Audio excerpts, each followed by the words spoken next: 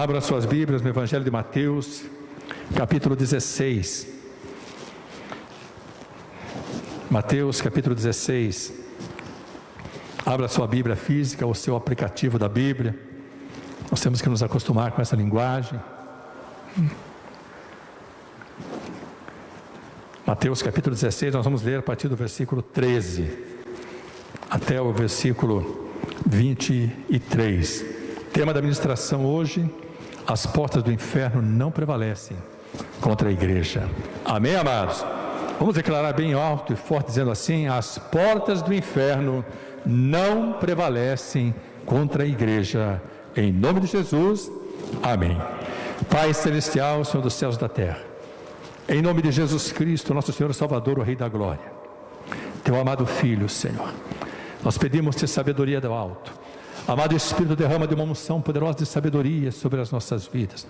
Desvenda os nossos olhos espirituais, destapa os nossos ouvidos espirituais, para que possamos contemplar, compreender e ouvir, Senhor, a Tua palavra nesta noite. Que a Tua palavra seja sempre lâmpada para os nossos pés e luz para o nosso caminho. E assim possamos prosseguir nesta trajetória bendita. Em nome de Jesus. Amém. Palavra do Deus Altíssimo, Evangelho de Jesus Cristo, segundo Mateus, capítulo 16, versículo 13, diz assim a palavra de Deus. E chegando Jesus às partes de Cesareia de Filipe, interrogou os seus discípulos, dizendo: quem dizem os homens ser o Filho do Homem, homem com H maiúsculo? E eles disseram: uns João Batista, outros Elias, e outros Jeremias, ou um dos profetas. Disse-lhes ele: e vós, quem dizeis que eu sou? E Simão Pedro respondendo disse: tu és o Cristo, o Filho do Deus vivo. E Jesus respondendo disse-lhe: bem-aventurado és tu, Simão Bar-Jonas, porque não foi carne e sangue quem te revelou, mas meu Pai que está nos céus. Pois também eu te digo que tu és Pedro, e sobre esta pedra edificarei a minha igreja, e as portas do inferno não prevalecerão contra ela. E eu te darei as chaves do reino dos céus, e tudo que ligares na terra será ligado nos céus, e tudo que desligares na terra será desligado nos céus. Então mandou aos seus discípulos que a ninguém dissessem que ele era o Cristo. Desde então, começou Jesus a mostrar aos seus discípulos que convinha ir a Jerusalém e padecer muito dos anciãos e dos principais dos sacerdotes e dos escribas, e ser morto e ressuscitar ao terceiro dia. E Pedro, tomando-o de parte, começou a repreendê-lo. Vou repetir este versículo. E Pedro, tomando-o de parte, começou a repreendê-lo, dizendo: Senhor, tem compaixão de ti, de modo nenhum te acontecerá isso.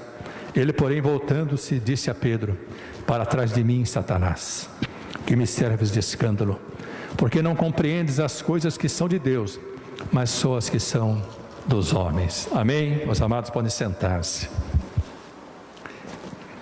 Glória a Deus pela sua palavra. Amados, eu creio que esse seja um dos textos mais emblemáticos da palavra de Deus. Aqui Jesus relata de forma especial e específica sobre a geração da igreja.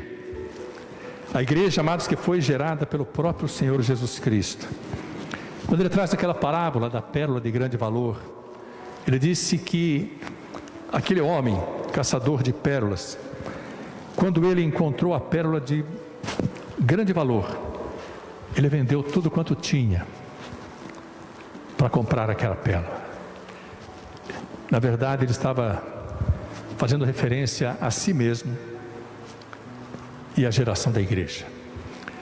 A pérola de grande valor, amados, é a igreja do Deus Altíssimo. A pérola que foi gerada pelo próprio Senhor Jesus Cristo.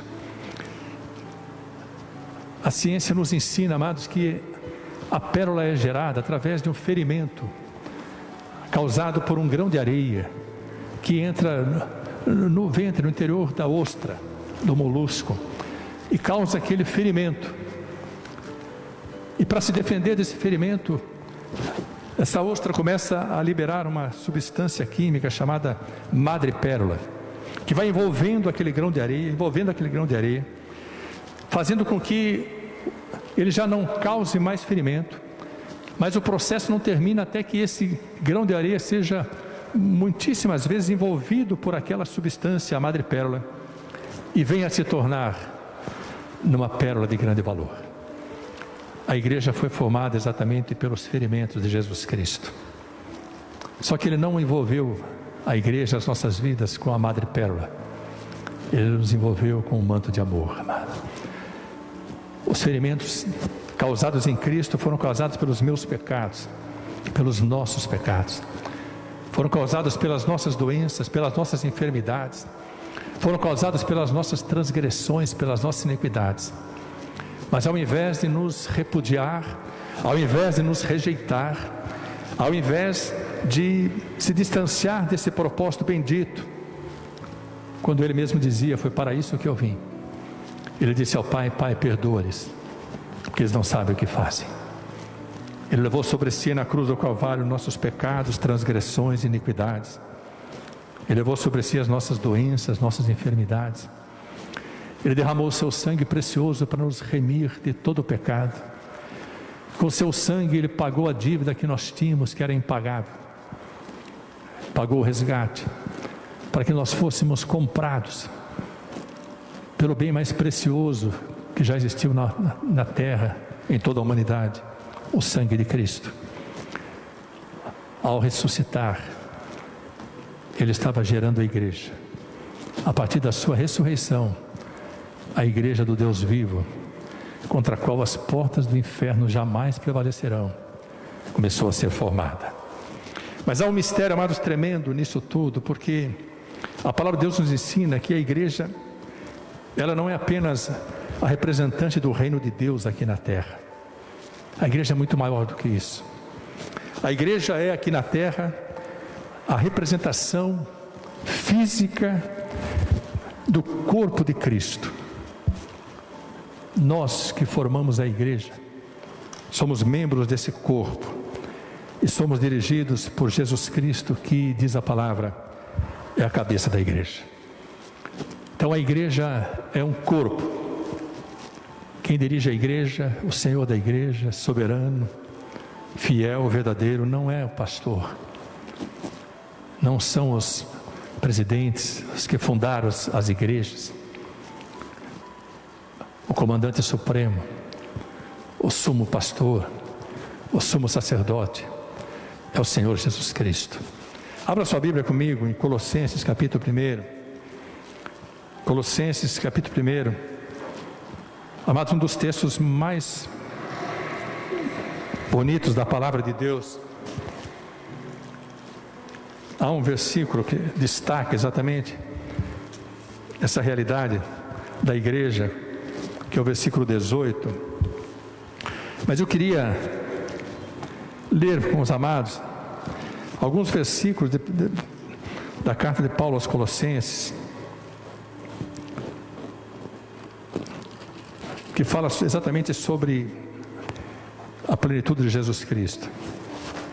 Diz assim, a partir do versículo 12 eu quero ler: dando graças ao Pai, Colossenses capítulo 1, versículo 12, dando graças ao Pai, que nos fez idôneos para participar da herança dos santos na luz. Ele nos tirou da potestade das trevas e nos transportou para o reino do Filho do seu amor, em quem temos a redenção pelo seu sangue, a saber, a remissão dos pecados, o qual, o Filho, é a imagem do Deus invisível, o primogênito de toda a criação, porque nele foram criadas todas as coisas que há nos céus e na terra, visíveis e invisíveis, sejam tronos, sejam dominações, sejam principados, sejam potestades. Tudo foi criado por Ele e para Ele. E Ele é antes de todas as coisas, e todas as coisas subsistem por Ele. Leia comigo agora. E Ele é a cabeça do corpo da igreja. É o princípio, o primogênito dentre os mortos, para quem tudo tenha a preeminência, porque foi do agrado do Pai que toda a plenitude nele habitasse, e que, havendo por ele feito a paz pelo sangue da sua cruz, por meio dele reconciliasse consigo mesmo todas as coisas, tanto as que estão na terra como as que estão nos céus. Então o apóstolo Paulo traz uma revelação gloriosa sobre Jesus Cristo e diz: Ele é a cabeça do corpo, a igreja. Ele é o primogênito dentre os mortos, para que em tudo tenha preeminência, porque foi do agrado do Pai que toda a plenitude de Deus, todo o mistério habitasse em Cristo. Amados, quando falamos de Jesus, como falamos da cabeça da igreja, quando falamos da igreja, nós falamos de mistérios. Toda a plenitude de Deus, toda a eternidade está em Cristo Jesus. O Pai manifestou através de Cristo a sua glória, amados. E hoje há uma expectativa no coração do Pai e no coração do próprio Filho, que está sentado à direita do Pai, e do próprio Espírito Santo, que é quem habita hoje na terra, habita em nós, como louvamos hoje, que faz de nós um altar. A nossa vida passa a ser um tabernáculo, passa a ser um santuário do Deus Altíssimo, na presença do Espírito Santo, se é que o Espírito Santo de Deus habita em nós. Toda a expectativa é que nós, como membros do corpo de Cristo, nós não fazemos parte apenas de uma igreja que está constituída. Nós não fazemos parte apenas desta igreja evangélica de Pinheiros, aqui em Votorantim. Pela graça do Deus Altíssimo, pelas suas misericórdias, nós fazemos parte, amados, da igreja gloriosa, triunfante, invencível, contra a qual as portas do inferno jamais prevalecerão. Cada um de nós é uma partícula dessa igreja, um membro desse corpo glorioso, e precisamos nos deixar dirigir pela cabeça, por Jesus Cristo, para que não sejamos dirigidos pelas nossas próprias cabeças, para que os nossos corpos não padeçam, para que as nossas igrejas não padeçam, para que as nossas igrejas não estejam sujeitas à direção do homem, ou às expectativas do homem, ou aos anseios do homem, mas única e exclusivamente estejam sujeitas a todas as igrejas, todas as denominações, e a igreja como corpo unido, indissolúvel, seja sujeita à direção de Cristo, cabeça da igreja. Também a palavra de Deus diz, lá em Efésios, abre em Efésios, voltando um pouquinho, Colossenses, Filipenses, Efésios, capítulo 1.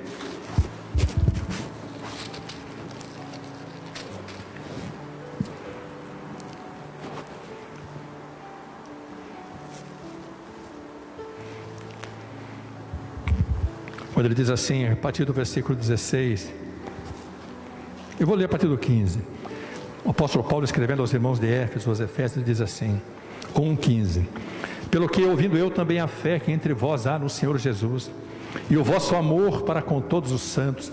Amados, todas as vezes que aparecer na palavra de Deus, santo, com S minúsculo, está falando dos membros da igreja, os que foram salvos pelo sangue de Cristo. Não cesso de dar graças a Deus por vós, lembrando-me de vós nas minhas orações, para que o Deus de nosso Senhor Jesus Cristo, Pai da glória, vos dê em seu conhecimento o espírito de sabedoria e de revelação, tendo iluminados os olhos do vosso entendimento, para que saibais qual seja a esperança da sua vocação e quais as riquezas da glória da sua herança nos santos, e qual a sobreexcelente grandeza do seu poder sobre nós, os que cremos, segundo a operação da força do seu poder, que manifestou em Cristo, ressuscitando dos mortos e pondo à sua direita nos céus, acima de todo principado e poder e potestade e domínio, e de todo nome que se nomeia, não só neste século, mas também nos vindouros. E sujeitou todas as coisas a seus pés, e sobre todas as coisas o constituiu como cabeça da igreja, que é o seu corpo, a plenitude daquele que cumpre tudo em todos. Amém, amados? Glória a Deus por esse texto maravilhoso, que se concentra na grandiosidade, na glória, na plenitude de Deus que se manifesta em Cristo Jesus. O último texto que eu queria ler, ainda em Efésios, capítulo 5, uma coisa que os maridos têm que tomar muita consciência disso, amados, porque a palavra de Deus diz que há uma função determinada por Deus, tanto para a esposa quanto para o marido. Muitas vezes os maridos se gloriam no sentido da palavra, dizendo que as esposas precisam ser submissas.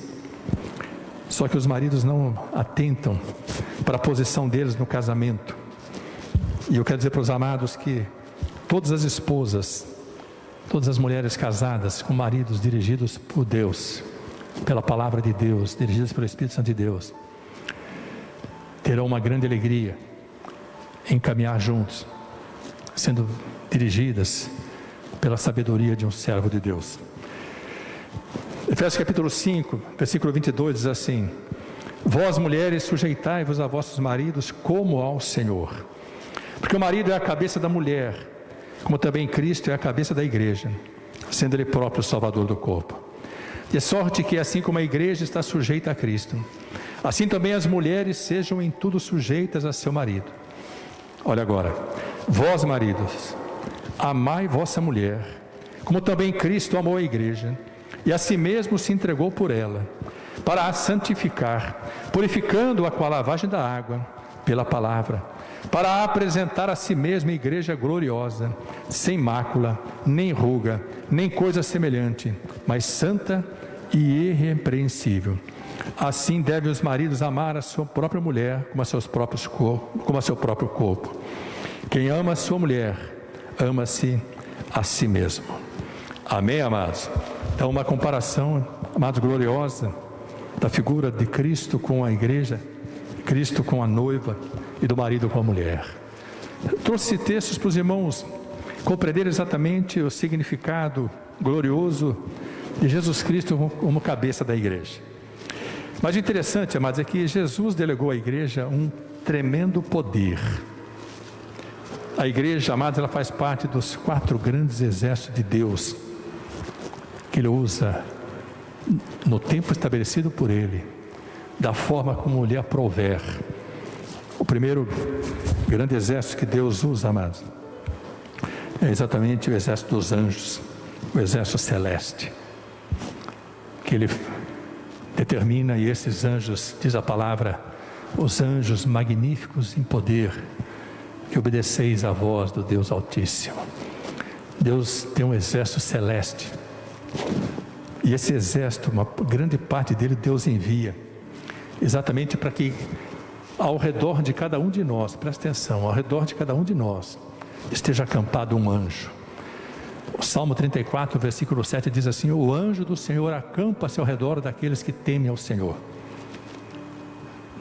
dos filhos que temem, que honram, que amam o Pai, e os guarda e os livra de todo mal.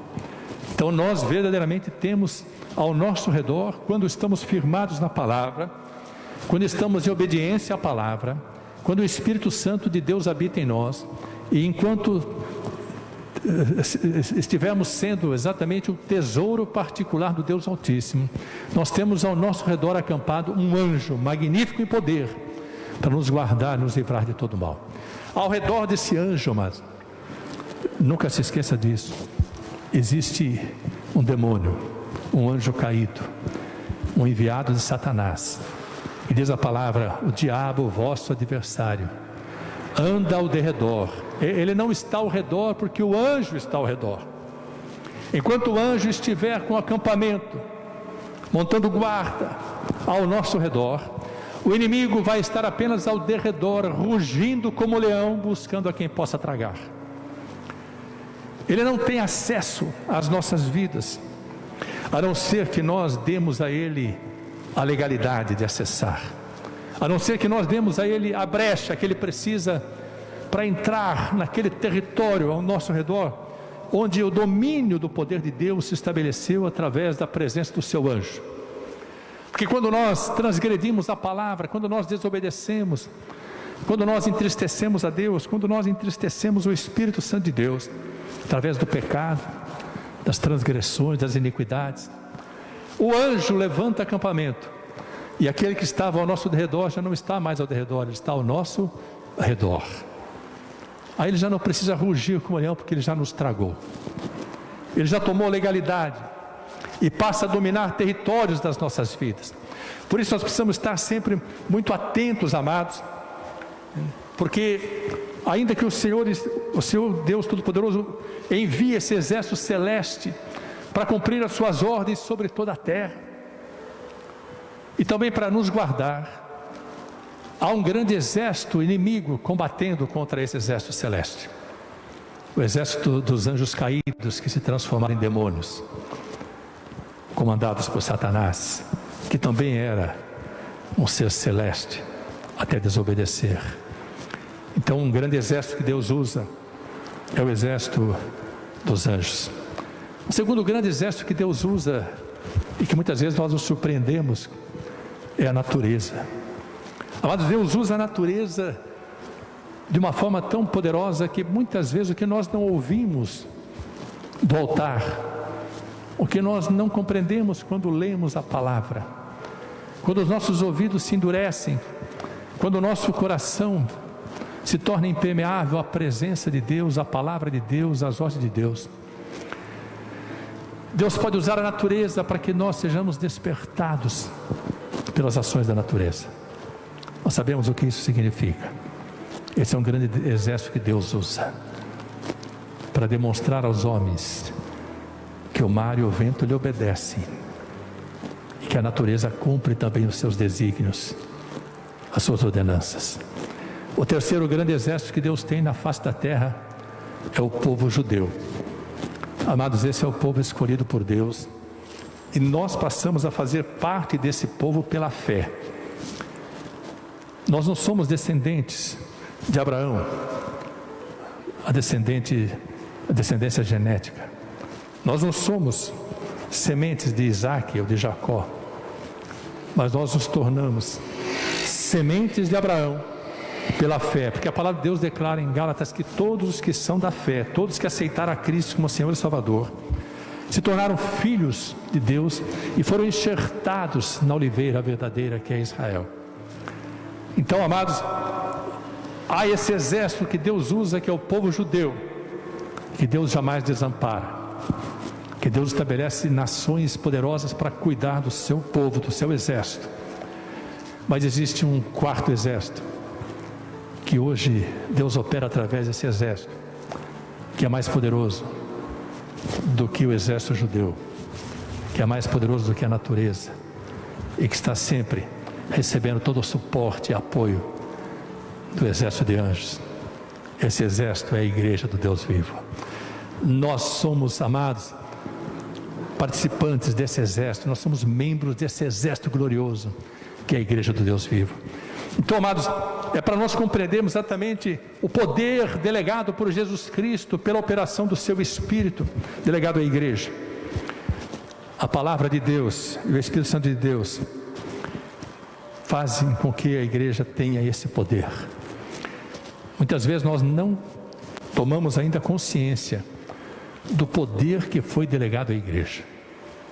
Quando Jesus disse também aos seus discípulos: ide por todo o mundo, pregai o evangelho a toda criatura. Todo aquele que crer e for batizado será salvo. E esses sinais hão de seguir os que crerem. Em meu nome expulsarão demônios, falarão novas línguas, pegarão em serpentes. Se beberem alguma coisa mortífera, não lhes fará mal algum.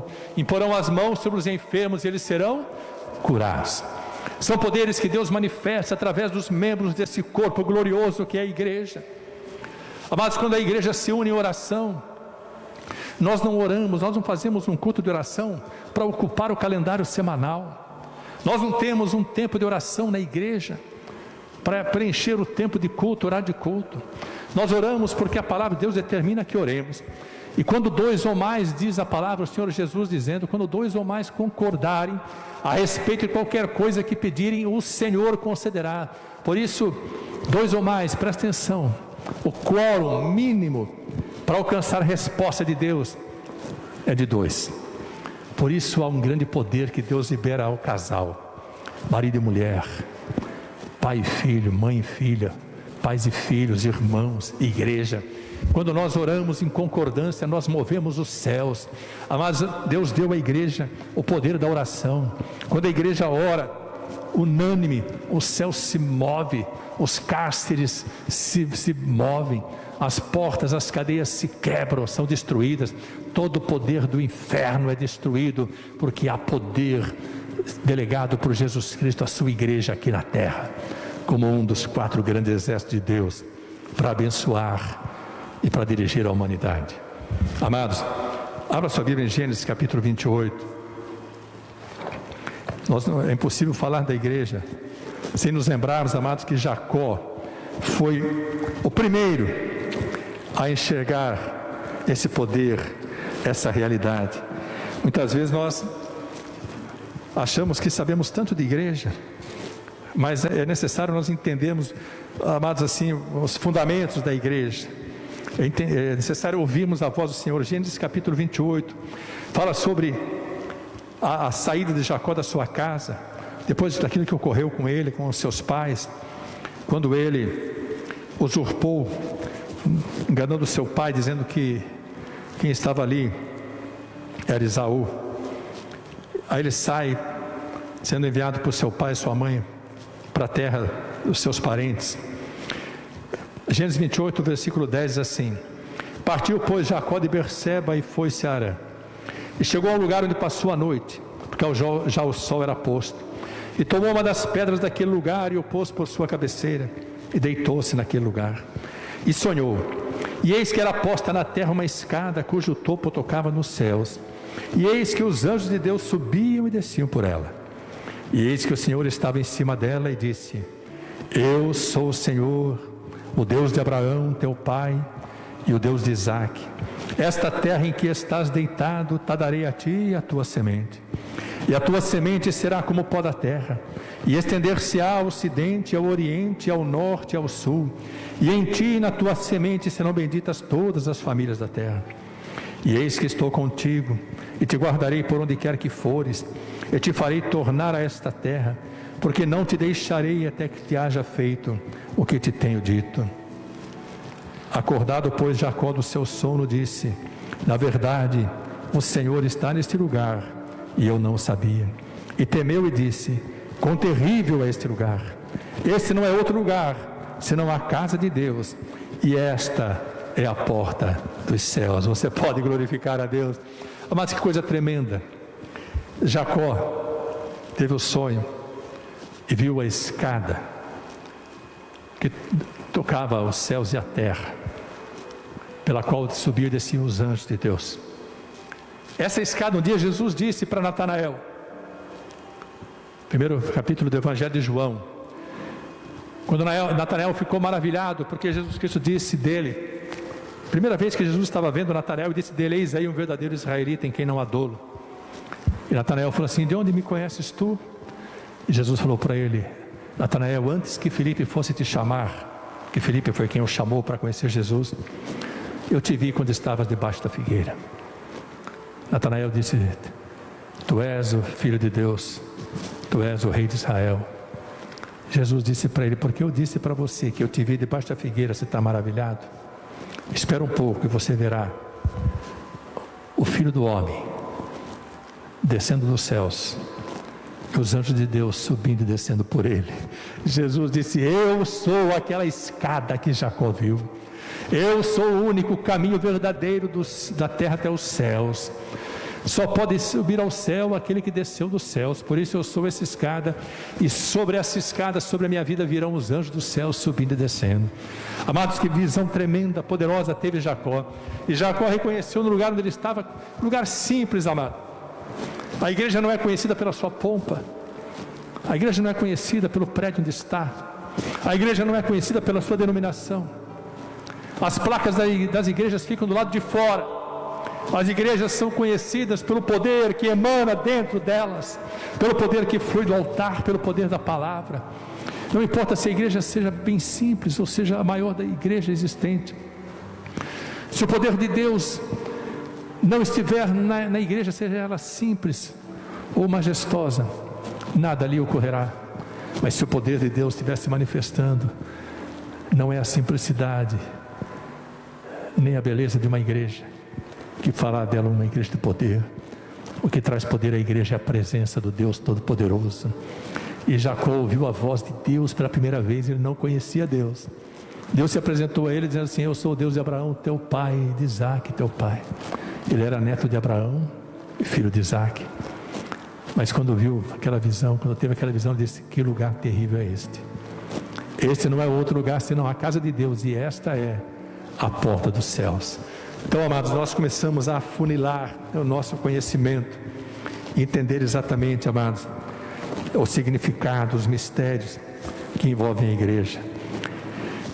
Abra sua Bíblia, voltando lá novamente agora em Mateus capítulo 16. Queria que você pudesse compreender, amados, esse mistério tremendo, poderoso.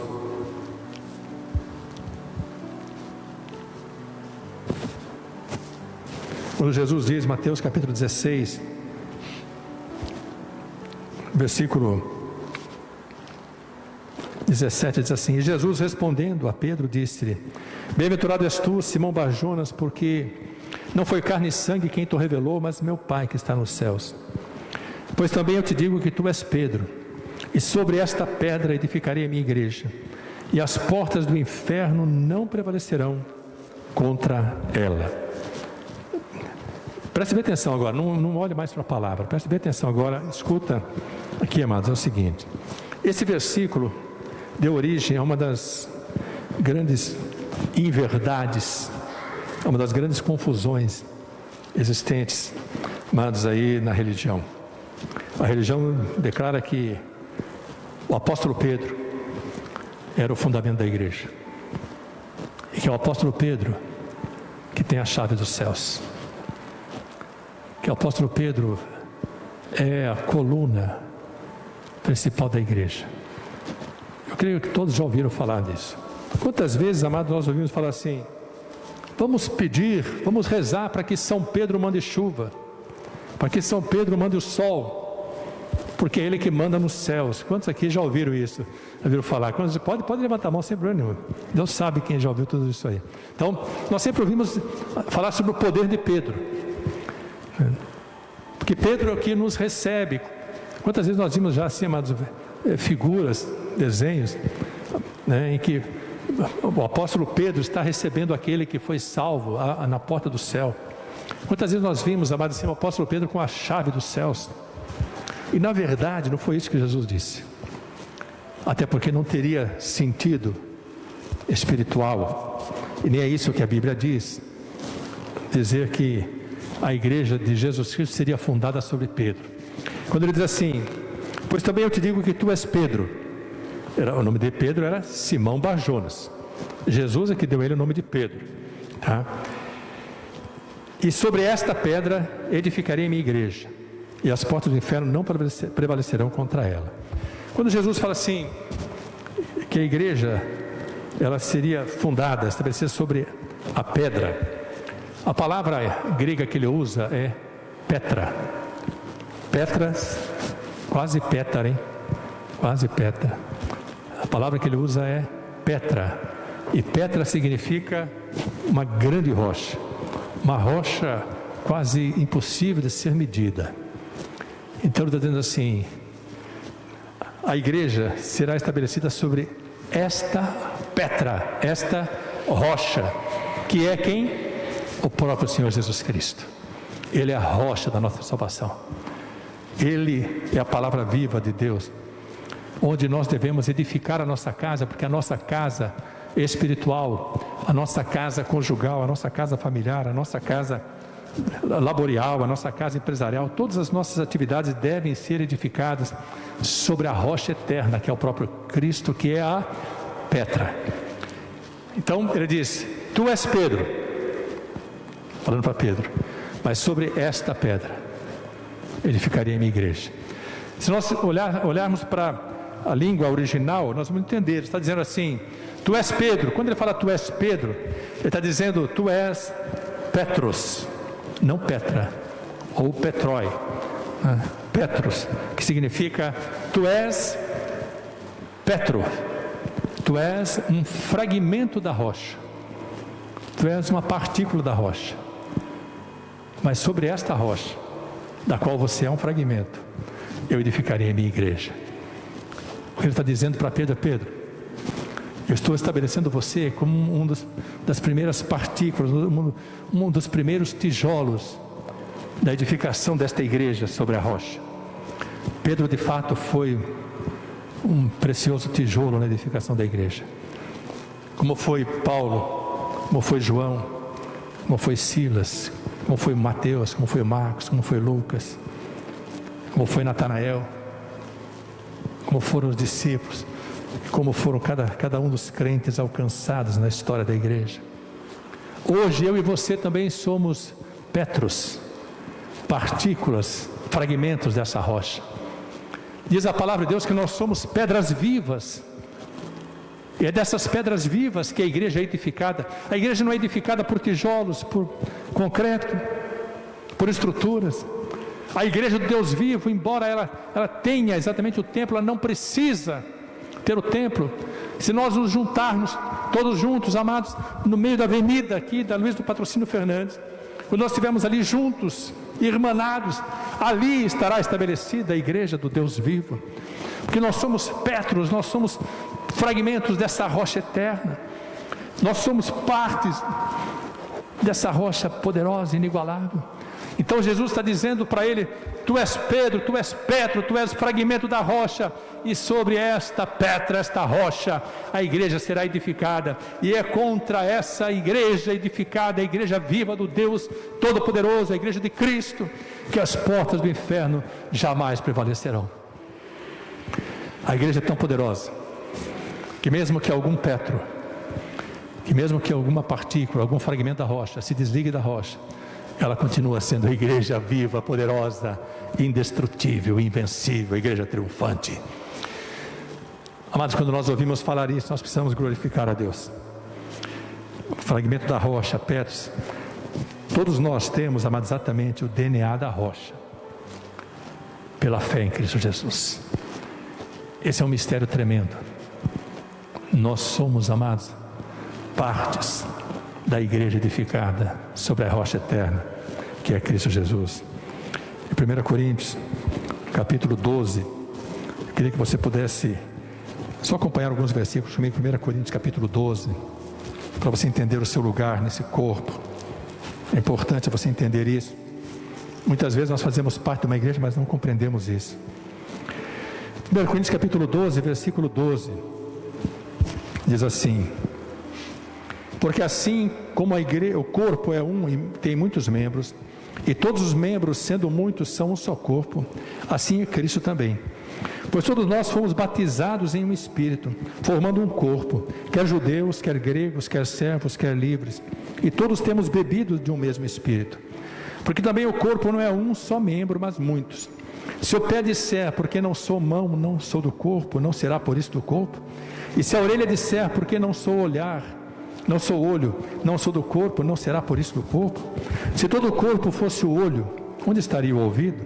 Se todo fosse ouvido, onde estaria o olfato? Mas agora Deus colocou os membros no corpo, cada um deles como quis. E se todos fossem um só membro, onde estaria o corpo? Agora, pois, há muitos membros, mas um corpo. E o olho não pode dizer à mão: não tenho necessidade de ti, nem ainda a cabeça aos pés: não tenho necessidade de vós.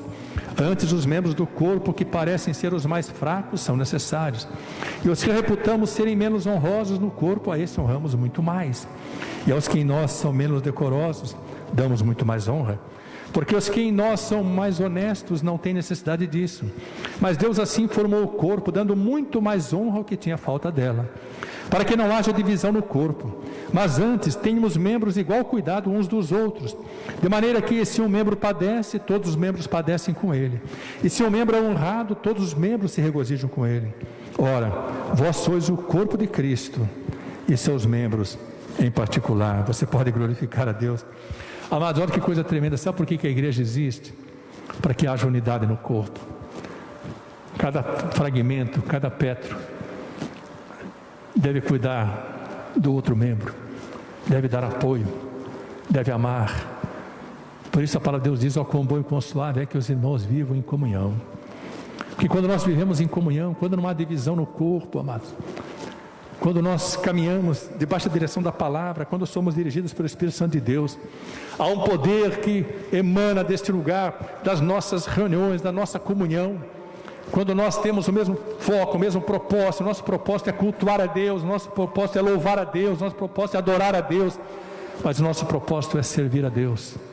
O nosso propósito deve ser obedecer a Deus, mas nós precisamos estar unidos, fortalecidos. Se um membro padece, todos os membros padecem com ele. Nós temos acompanhado nesse tempo de pandemia as sequelas da pandemia. Muitas vidas que já venceram, amados, a Covid, estão hoje passando por grandes e terríveis vales, difíceis de serem atravessados, porque restaram sequelas. Muitas vezes, amados, o vírus afetou o pulmão, mas deu problema nos rins, no fígado, em outros órgãos. Amados, quando um órgão é ferido, todo o organismo sofre. Amados, quando alguém fere alguém da igreja, toda a igreja sofre, todo o corpo sofre. Por isso nós precisamos, amados, desenvolver em cada um de nós, amados, um amor pelo próximo. E isso é um mandamento de Deus, não é uma opção. Amar a Deus sobre todas as coisas, é o próximo como a nós mesmos. Mas é uma determinação, uma ordenança, é o mandamento de Deus. Amar não é uma opção, é uma ordenança, é um mandamento. Como perdoar não é uma opção, é um mandamento. Nós precisamos compreender isso, amados, começando esse amor pelas nossas próprias casas, o marido pela mulher, a mulher pelo marido, filhos pelos pais, pais pelos filhos, irmãos na comunhão bendita. Amados, esse texto, 1 Coríntios 12, diz exatamente: não existe membro mais importante, o pé não é mais importante que os olhos, nem a mão menos importante que os ouvidos. Sabe o que significa?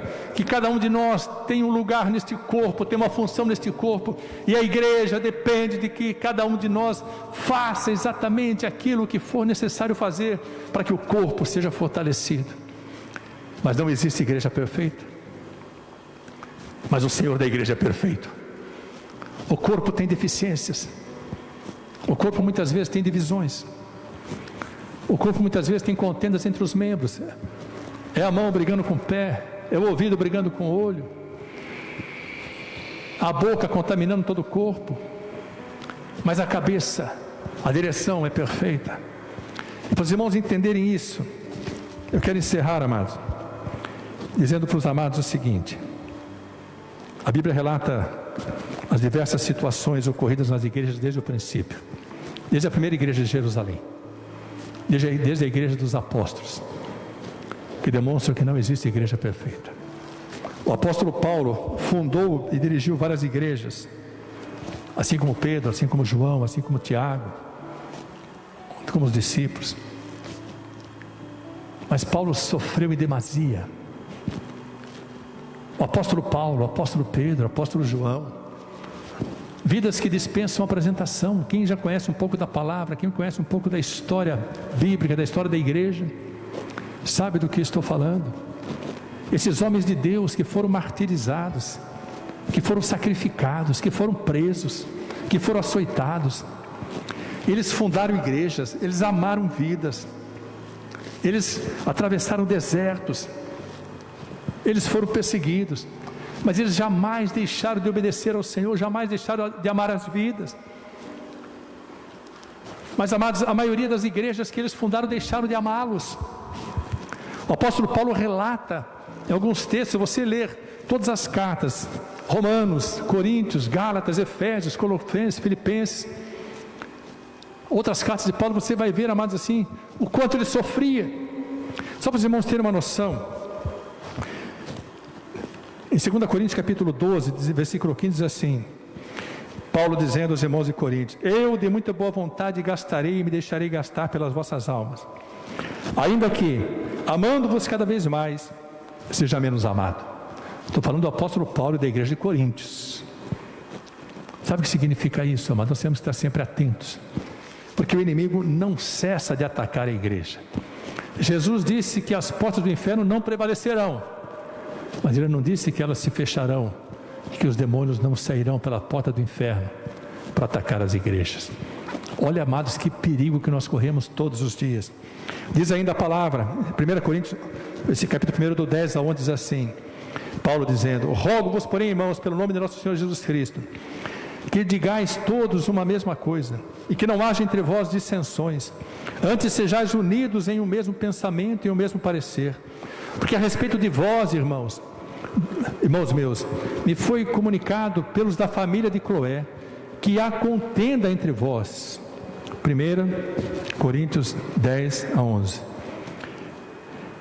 Meus filhinhos, agora Gálatas 4, 19 e 20. Meus filhinhos, por quem de novo sinto as dores de parto, até que Cristo seja formado em vós. Eu bem quisera agora estar presente convosco e mudar a minha voz, porque estou perplexo a vosso respeito. Gálatas, Coríntios, se você meditar Romanos, Efésios, Filipenses, Colossenses, você vê a mesma coisa. Divisões, contendas, mas heresias, coisas que acompanham a igreja desde o início, desde a igreja primitiva. A igreja continua imperfeita, mas o Senhor da igreja continua perfeito. É isso, amados, que nós temos que entender, isso nós temos que compreender. É isso que nós precisamos ter um entendimento. Jesus Cristo escreve as 7 cartas às 7 igrejas da Ásia. Se você meditar em Apocalipse, nessas 7 cartas, você vai ver que em todas as igrejas fala assim: eu conheço as suas obras, tens a favor isso, mas tenho porém contra vós. Já viram esse Apocalipse? Tenho porém contra vós. E ele finaliza todas as cartas dizendo assim: quem tem ouvidos, ouça o que o Espírito diz à igreja. Ao que vencer, darei a honra de estar assentado ao meu lado. Se ele fala em todas as, ao que vencer, de maneira nenhuma arriscaria o seu nome do livro da vida. Ao que vencer, eu lhe darei um novo nome. Ao que vencer, eu lhe colocarei vestes brancas. Significa que, mesmo como parte do corpo, mesmo como Petro, como fragmento da rocha, nós podemos ser derrotados, se nos desviarmos desse caminho. Voltando a Mateus capítulo 16, quero que você possa entender agora o que significa o ataque de Satanás aos crentes e à igreja. Acompanhe comigo na palavra, amados, por gentileza. Jesus faz aquela declaração poderosa dizendo para Pedro: bem-aventurado, versículo 17, bem-aventurado és tu, Simão Bar-Jonas, porque não foi carne e sangue quem te revelou, mas meu Pai que estás nos céus. Pedro foi visitado pelo Espírito Santo de Deus, presta atenção, e disse: tu és o Cristo, Filho do Deus vivo. Pedro fazia parte do grupo de discípulos e ouviu diretamente do trono da glória essa revelação. Foi o primeiro que recebeu a revelação sobre Jesus Cristo, foi Pedro: tu és o Cristo, Filho do Deus vivo.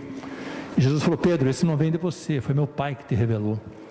E significa que Pedro, estando junto de Jesus, recebeu uma revelação poderosa. Eu e você, quando estamos juntos a Jesus Cristo, quando estamos fazendo parte da igreja, nós podemos receber revelações poderosas da parte de Deus. Deus pode usar nossas vidas poderosamente para fazer o bem, para curar enfermos, para ressuscitar mortos, para alcançar os que estão perdidos. Deus pode usar as nossas vidas, amados, para que a igreja seja uma representante fiel de Deus aqui na terra. Deus pode nos usar de todas as formas que Ele quiser, mas nós não podemos nos envaidecer, não podemos achar que nós somos mais importantes que qualquer outro membro desse corpo. Nós não podemos nos julgar como olhos e desprezar os pés, nem como ouvidos e desprezar o olfato. Nós temos que ter a humildade, porque faz parte do caráter cristão ser humilde. E Jesus diz: aprendei de mim, que sou manso e humilde de coração. Pedro é exaltado por Jesus Cristo e fala: tu és Pedro, foi meu Pai quem te revelou isso aí. Ele diz a palavra, amados, continuando, versículo 20, diz assim: então mandou aos seus discípulos que ninguém dissessem que Ele era o Cristo. Desde então começou Jesus a mostrar aos seus discípulos que convinha ir a Jerusalém e padecer muito dos anciãos e dos principais sacerdotes e dos escribas, e ser morto e ressuscitar ao terceiro dia. Estava revelando o glorioso plano de salvação para os seus discípulos, mas eles não entendiam nada, amados. Não entendiam nada. Eles só entenderam quem era Jesus de fato depois da ressurreição e depois do advento, da vinda do Espírito Santo de Deus. É por isso que nós ainda hoje, muitos fazemos parte da igreja do corpo, mas não compreendemos exatamente quem é Jesus. Muitos ainda olham para Jesus crucificado, para o Senhor morto, mas o túmulo está vazio, a cruz está vazia. Jesus reina e vive, é soberano sobre as nossas vidas, amados. Nós precisamos compreender isso. Olha agora, amados, versículo 22, e Pedro, tomando-o de parte, pegou Jesus e falou assim: Jesus, vem cá, para com essas besteiras, vem cá, Jesus, vem cá, eu te repreendo, o senhor não sabe o que está falando. Presta atenção, está escrito aqui. E Pedro, tomando de parte, começou a repreendê-lo. Dá para imaginar Pedro repreendendo Jesus? Já parou para pensar nisso? Senhor, tem compaixão de ti, de modo nenhum te acontecerá isso. O apóstolo Pedro, que tinha recebido uma tremenda revelação de Deus, vamos dizer assim, 5 minutos atrás, que com certeza estava lá com o peito estufado, o coração envaidecido, dizendo: eu sou o maior desses 12 aqui, tem ninguém aqui igual a mim, eu recebi direto do trono da glória. Vaidade de vaidades, diz a palavra de Deus. Jesus fala do plano de salvação, fala que ele ia sofrer, que ele ia ser morto, mas fala também que ia ressuscitar.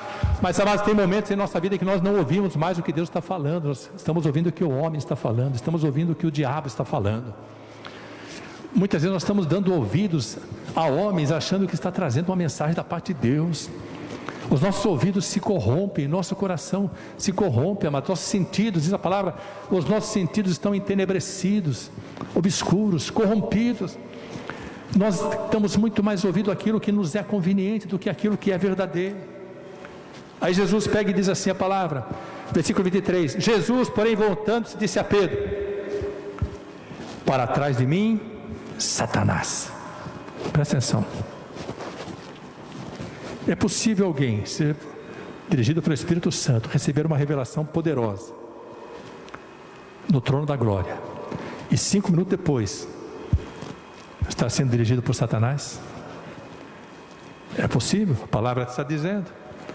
O apóstolo Pedro, que recebeu essa revelação poderosa, repreende Jesus Cristo, fala assim: para com isso, isso não vai te acontecer. Jesus fala assim: para trás de mim, Satanás.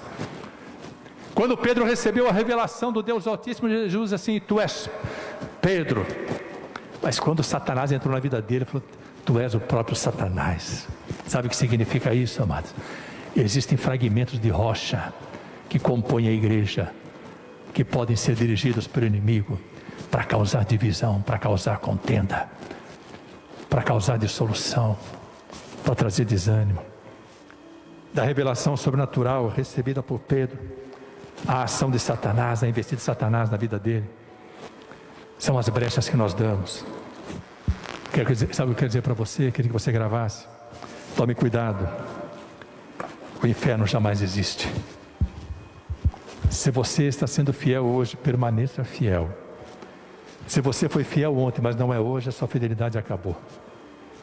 Seja fiel, permaneça firmado, não dê ouvidos ao inimigo, ouça a voz do Deus Altíssimo, permaneça como membro participante desse corpo, como Petros, como partícula, mas partícula necessária, partícula preciosa, partícula que Deus ama.